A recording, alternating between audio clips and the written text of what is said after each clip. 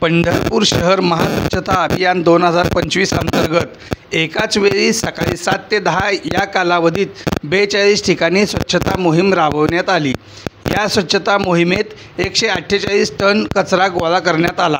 या मोहिमेत सोलापूर जिल्हा प्रशासनातील अधिकारी, कर्मचारी, सामाजिक संस्थांचे स्वयंसेवक, विविध सामाजिक संघटना, पंढरपूर शहरातील नागरिक यांनी सक्रिय सहभाग घेऊन ही विठुरायाची नगरी बहुतांश स्वच्छ केली आहे।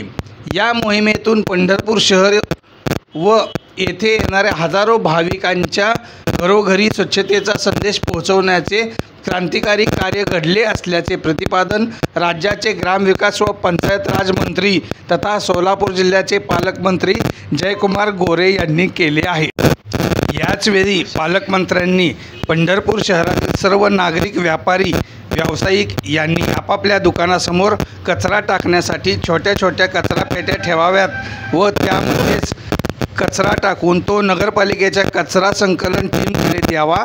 त्याप्रमाणे विठुरायाच्या दर्शनासाठी पंढरपूर नगरीत येणाऱ्या वारकरी भाविक यांनी कचरा कोठेही रस्त्यावर टाकू नये। नगर परिषदेने उपलब्ध करून दिलेल्या जवळपासच्या कचरा कुंडीमध्येच कचरा टाकावा असे आवाहन पालकमंत्री गोरे यांनी करून स्वच्छ पंढरपूर, स्वच्छ चंद्रभागा, नमामि चंद्रभागा यासाठी सर्वांनी प्रयत्न करावेत असे त्यांनी सांगितले।